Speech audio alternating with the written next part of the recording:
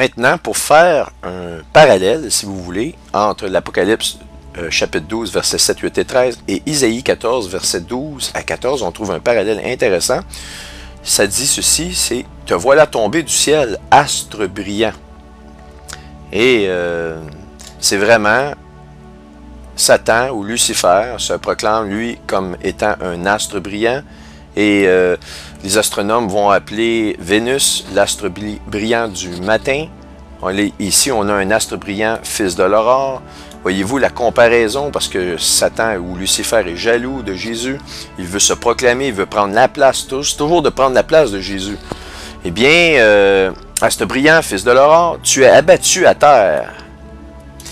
Toi, le vainqueur des nations. Eh bien, encore une fois, les Nations Unies, les Nations Unies vont bientôt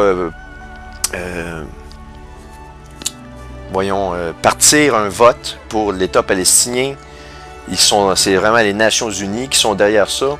Et si Lucifer ou Satan est l'astre brillant, le fils de l'aurore, et qu'il est abattu à terre, exactement ce qu'on nous dit ici dans l'Apocalypse du chapitre 12, eh bien, s'il est abattu à terre, il est aussi le vainqueur des nations. Donc, ça veut dire qu'il va devenir éventuellement, il va, si vous voulez, s'intégrer dans le corps d'un personnage qui va s'appeler l'Antéchrist. C'est vraiment satanique. L'Antéchrist va être complètement satanique ou sous le pouvoir de Satan. Et il va vaincre les nations. Et comment il va le faire? C'est qu'il va en avoir le contrôle à travers les Nations Unies.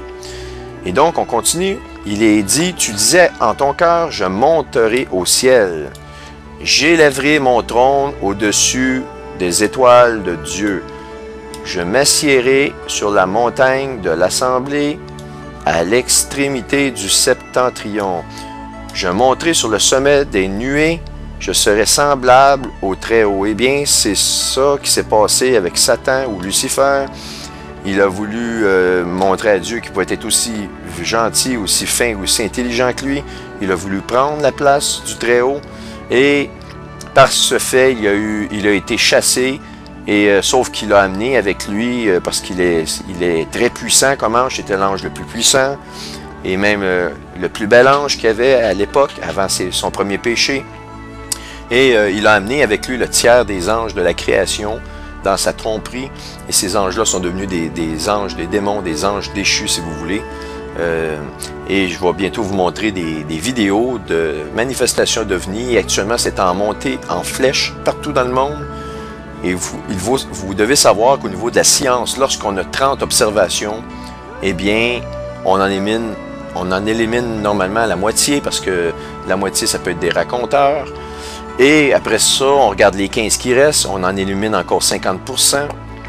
Et parce qu'il y a des gens qui peuvent avoir mal vu, il y a toutes sortes de phénomènes. Et à partir de là, si on en a plus que 5, eh bien, on considère qu'il y a quelque chose à investiguer au niveau scientifique. Et voyez-vous, il y a eu beaucoup plus qu'une trentaine de déclarations, de témoignages d'OVNI dans le monde. On en parle des milliers et des milliers. Il y a des documents au niveau de l'armée. Je veux dire, franchement, il faut se réveiller, là. Maintenant, le vainqueur des nations, eh bien, il faut savoir que les Nations Unies, premièrement, ça a été fondé par les richissimes de ce monde, dont Rockefeller. Et avant, ça s'appelait la Ligue des Nations. OK? Et voyez-vous, World Peace. Ils sont là pour la paix.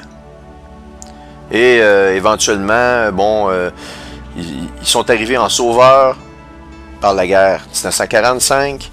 Puis là, tout à coup, c'est la Ligue des Nations, ça a été refusé. Et là, ils ont eu les États-Unis, ils n'ont pas fait passer ça, la Ligue des Nations, au départ. Ça n'a pas passé au niveau du Congrès américain. Et là, ils ont eu des méchants problèmes. Ils ont été forcés de les accepter. Ils sont revenus sur le nom des Nations Unies. Et ils sont maintenant 193 membres à travers le monde.